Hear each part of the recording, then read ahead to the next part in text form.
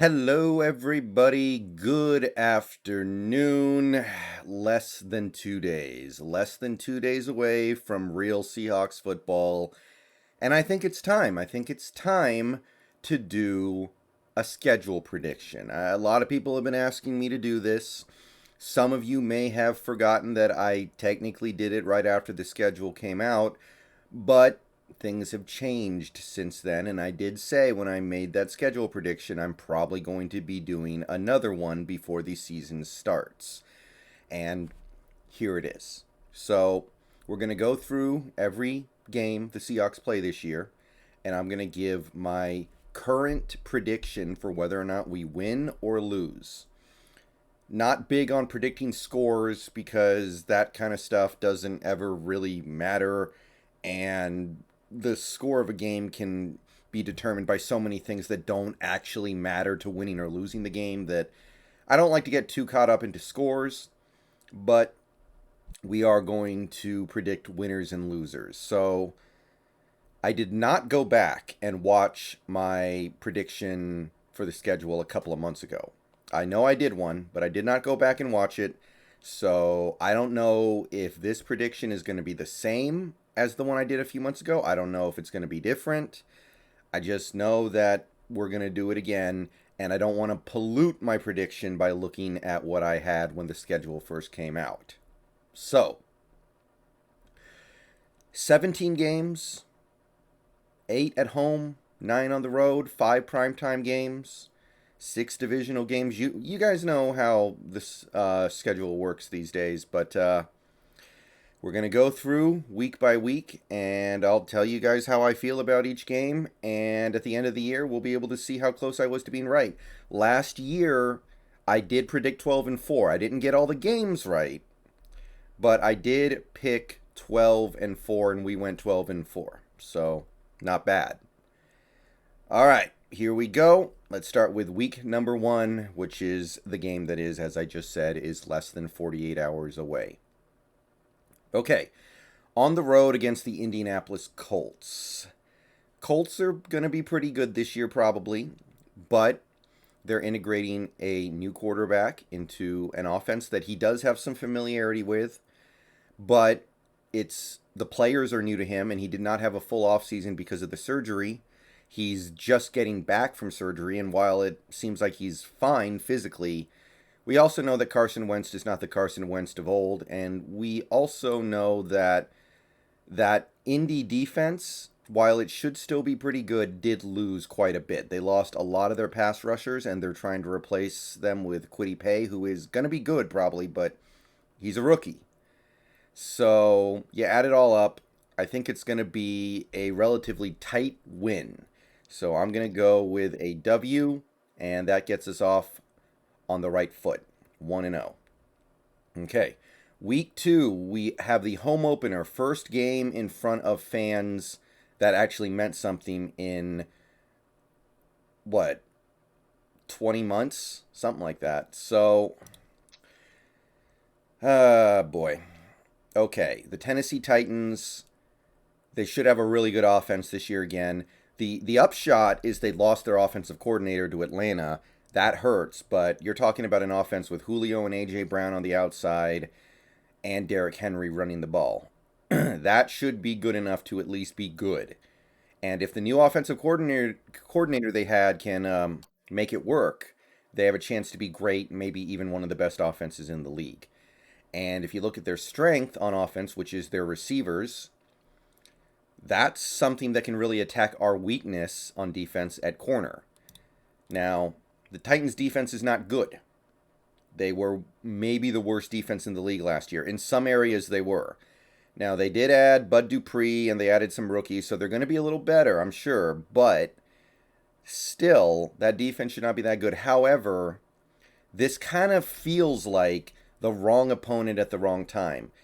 Is this offense going to be in a state where they can take full advantage of a team's bad defense? Because this is a game where you might need to drop 40 to win. And talent-wise, we can do it offensively, but are we going to be there yet? Because we have a offensive coordinator calling plays for the first time ever. He's young, inexperienced, and he's trying to work with a brand new set of players to get it to work. So the game's at home. If you're going to the game, get loud, affect the game, try to tilt the scales in our favor one way or the other. But I'm going to actually go with an L, which I can't believe I'm picking us to lose the home opener, but I think I am. It just feels like the wrong opponent at the wrong time. It's certainly winnable. We will probably have a chance to win this game at the end, but I'm going with an L. Okay, week 3, away against the Minnesota Vikings. The good news is the game is in a dome, so that plays to our advantage, I think. We know Wilson likes to play in neutral conditions, so I'm not too worried about going on the road, not too worried about going to Minnesota. Vikings should be a little better this year than they were last year. I think last year they really had a down year. They lost a lot of close games. This year, I think they're getting second year Justin Jefferson, and he was a monster last year. So God only knows what he's going to do this year. He should be a monster again. The defense, they should be okay. I think they are going to be a little better than they were last year, but not radically so. It's still, to me, a team that is quarterbacked by Kirk Cousins and all of his flaws as a quarterback. It's still a team that just doesn't really impress you in any over-the-top ways, I think. So I feel like we go into Minnesota and come out with a win, and that gets us to 2-1. San Francisco, another road game. We go to Santa Clara to play on that crappy-ass field. Just get out of there without anybody dying. But 49ers, we know they're going to be better than they were last year because they're getting a bunch of players back. But we don't know who the quarterback is going to be at this point. You've got Jimmy Garoppolo, who isn't good, he's bad. And you've got Trey Lance, who is going to be good, I think, but he's not really ready yet, I don't think. The preseason clearly showed that he has tremendous upside, but right now he has tremendous downside. You play him right now, he might make 3 or 4 freaky good plays, but he's also maybe going to turn the ball over 3 or 4 times. So I think we're probably getting Garoppolo, and I think we can go into San Francisco, or Santa Clara as it were, and get that win. So I'm going to say we get the win on the road against the Niners. Okay, Thursday night football against the Rams at home. And this is going to be a big litmus test for this team. We will have had a solid month of football at this point. Hopefully the offense will start coming into its own. Hopefully the defense will be as advertised against an offense that we know is going to be good because they've got Sean McVay. They upgraded at quarterback. They did, however, lose Cam Akers. That's a big deal. That's a problem. And they're top heavy. There are several players on that team who need to be playing at an all-world level for them to maintain a high level of play. And also, playing at home on Thursday Night Football is a huge advantage. You got that short week. You've only got a little bit of time to practice between the previous game and the current game. You'd much rather be at home. I know it's not a long flight for LA, but playing that game at home is a huge advantage. Put it all together, I say we get the win and move to 4-1. Okay, then we go on the road to Pittsburgh. And I do remember that I said in my first schedule prediction that we were going to lose this game, and some people got on me saying, oh, Pittsburgh's not going to be that good. Their offense sucks. Their quarterback is washed up. They lost Bud Dupree. And yeah, all these things are true, but I still think Pittsburgh is going to be okay, at least. They should be above average at the minimum. They are competently coached. That defense should still be really good. And that offense, yeah, there are going to be problems for sure, but I don't think it's going to be as bad as some people are thinking. And it's a 3,000-mile plane ride. Not an easy place to play. Not a field that I'm thrilled to be playing on. It just feels like a loss. A Sunday night football game on the road in Pittsburgh. The best I can say is that we're going to have a little bit of extra time off before this game because the Rams game is going to be Thursday night. It just feels like a game where things come together and we don't get it done. It feels like a loss to me. All right. Then we got Monday Night Football hosting the New Orleans Saints. And we don't know what the Saints are going to totally be this year. We know they're getting Jameis Winston at quarterback for now. We'll see if they still have him later. We know Sean Payton's a good coach. They're going to be well coached. They should still have a pretty good defense. But Michael Thomas might be active at this point, might not be. He might be on another team by this point. We don't know. There's a lot of stuff about that New Orleans team that we're not clear on right now. And it's a primetime game at home. So at the end of the day, I can say whatever I want to about how the Saints are going to be at least okay or average this year. This is a game you got to win coming off what I think will be a loss in Pittsburgh. Got to get the win. So I'm going to give us the W there. And that takes us to Week 8 against Jacksonville. This is like the textbook definition of a trap game. Because after this game, you got your bye week, and then you got Green Bay. So it's so easy for this team to just be like, oh, Jacksonville, who cares about that? We're thinking about next week and the week after. This is a good test for the coaching staff to make sure the team does not allow that to happen to themselves. So you're playing a team with a rookie quarterback, worst team in the league last year, new coach, new everything basically. They're traveling 3,000 plus miles to get to Seattle to play. You got to take care of business. You got to get this win, and it's got to be pretty convincing, you would think. So if the coaching staff allows this team to sleepwalk through this game, then know that whatever else they may be doing this season, even if they've won every game before then, just be aware of the fact that they allowed that to happen.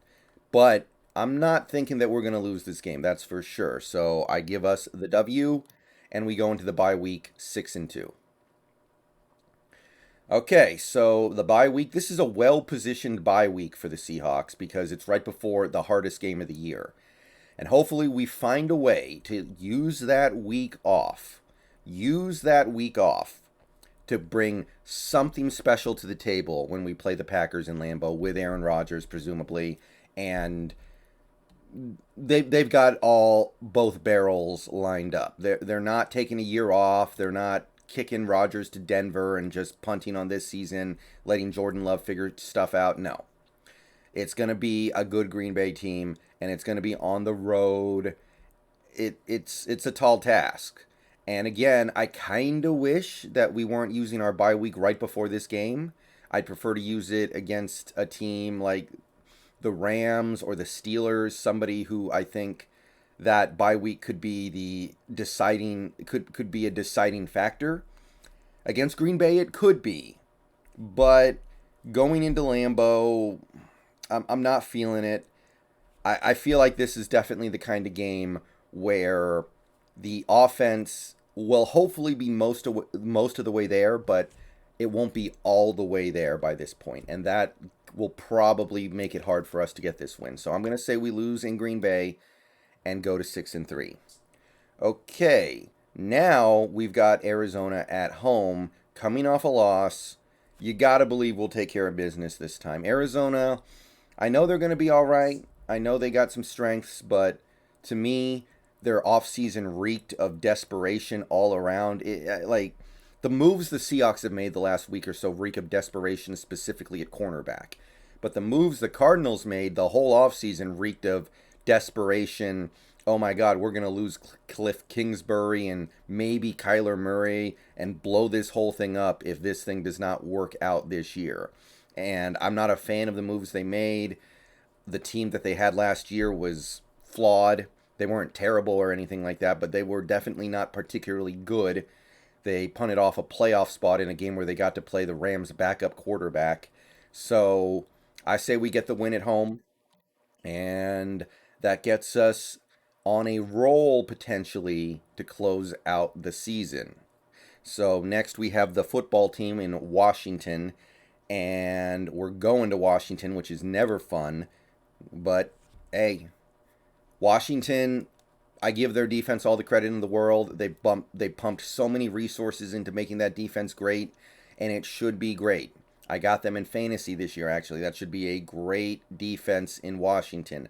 But I don't know about that offense. Terry McLaurin's the real deal, but is anything else on that offense the real deal? They lost some pieces on that offensive line. I guess Logan Thomas is good, but I feel like at this point in the season, the Seahawks should really be rolling, and the defense should be able to feast on whatever Washington quarterback gets offered up. I know they got Fitzpatrick, but if you know Fitzpatrick, you know he might not be out there by this point in the season. It's who knows. So I say we get the win in Washington. Okay, now we got a home game on Sunday Night Football against the 49ers. And primetime games at home, that right then and there gets you 90% of the way towards picking a win for the Seahawks. And the thing is, we don't know who the quarterback's going to be at this point for the Niners. Trey Lance, Jimmy Garoppolo. If it's Trey Lance, will he have played enough to acclimate himself to the NFL to where he's a good player? What are we going to get from the 49ers? It's just kind of a mystery. We don't know about their defense either, to be perfectly honest, because they lost their defensive coordinator. They lost a couple of pieces on defense, although they're getting way more back. So we don't totally know what Niners team we're going to get, but Sunday Night Football at home, you would hope to be able to get the win if the team is truly coming into form by this point. And week 14, we got the Houston Texans, and I guess Deshaun Watson could end up playing this season at some point, and if he does, that changes things. But Houston may very well be one of the worst teams in the league this year, if not the worst. They may have the inside track to the number one pick. They're coming to Seattle. I like Tyrod Taylor, but he's just an okay quarterback. And there ain't a whole hell of a lot on this team otherwise that you can really talk about in a positive light. So the Houston Texans at home, you got to believe you're going to get that win. I don't think I need to go into too much detail about that one. Feels like a win to me. All right, now we're going on the road to take on the Los Angeles Rams. After a 4-game winning streak, the team's feeling good. The team is feeling their oats. You got an LA team that may or may not be in a dogfight trying to get back in the divisional race. They may be needing this win desperately to stay alive. They may be needing this win to pull ahead of us in the divisional race in LA. The good news is, like I said, it's a dome. You don't got to worry about weather. You don't got to worry about wind or rain or snow or sleet or hail or nothing like that. But LA is going to be good this year. Now, by this point in the season, we don't. I mean, this goes for every team in the league, but there are some guys the Rams cannot afford to lose. Maybe more than any team in the league. They have multiple guys they really cannot afford to lose if they want to be competitive.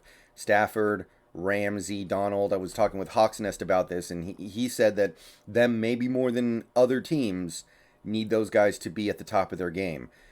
So we don't totally know what Rams team we're getting, but this just feels like a loss. I don't think we're quite at the point where we're sweeping the Rams. Maybe we're close. Maybe the Rams are going to be overhyped. They definitely have issues on some areas of their team, but it just feels like a loss. Okay, now we got 3 games left. We are 10-4. Might need to win out to win the division and have a chance at the 1 seed. So can we do it? Chicago Bears at home. Another team. We don't know who the quarterback's going to be. Is it going to be Fields? Is it going to still be Dalton? I got to believe it's going to be Fields. But either way, this Bears team, they got strengths. They got a decent defense.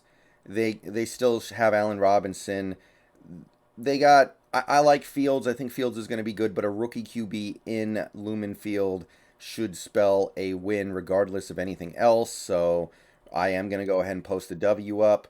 I think that the Bears are going to be competing for a playoff spot, but they're going to be on the fringe of competing for a playoff spot.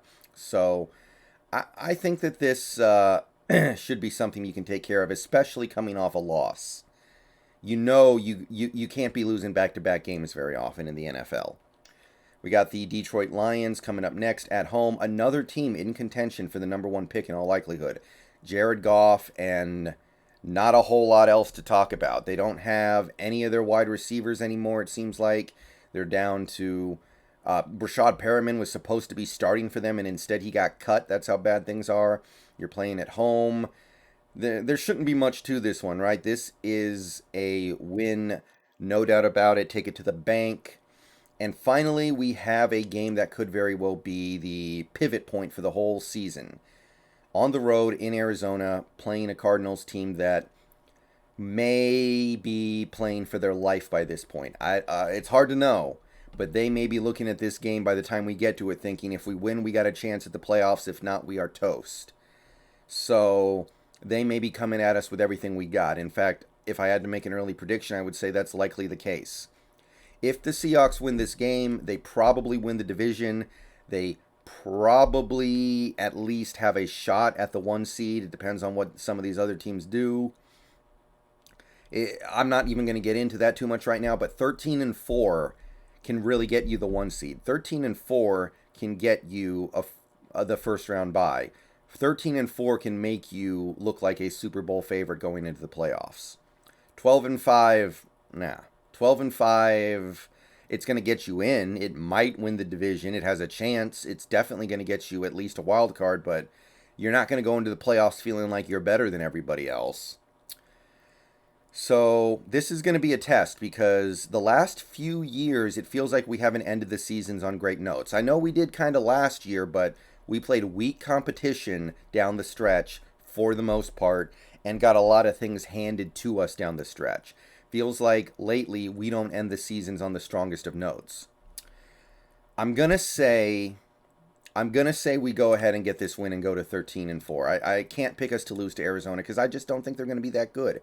It's going to be week 18. By this point, you think A.J. Green and J.J. Watt are going to be healthy? Kyler Murray could be knocked out because his midget butt is getting whipped constantly by defenders that are 3 times his size.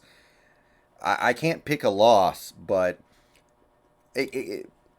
even with all that being said, a very bad Arizona team came into Seattle 2 years ago and beat us in week 16 when we were still competing for the 1 seed. And Kyler Murray got knocked out. That Arizona team had nothing to play for. They had very few good players, and it didn't matter. It didn't matter. So I want to see us end the season on that strong note, going 7-1 over the last 8 with 1 loss on the road to a really good Rams team. And once I see that, I can start believing again in some of the old Seahawks adages that aren't true anymore. But they could be true again. And that's it. That's your schedule. I say 13-4. It's optimistic. You could easily talk me into 12-5. You can talk me into a loss against Arizona. You can talk me into a loss at home against LA. But by that same token, you can talk me into a win against the Titans and a win against the Steelers. This team has enough talent to win every game they play. I know they're not, but they have the talent to do it. And that knowledge gets you excited for a season because you know no matter who you play, you've got the talent to win against anybody. And that's a valuable weapon to have as we go through this season. But right now, this is my prediction. I say we take 4 losses, home against Tennessee, away against the Steelers, away against the Packers, away against the Rams. And that should be good enough for us to achieve most of our goals. All right, I'm out of here. Peace out, go Hawks. Let me know what you think down below. And I will catch you guys later today. Give me your schedule predictions if you want to. And let me know where you think I'm wrong. Let me know where you think I'm right. Just let me know. See you guys later.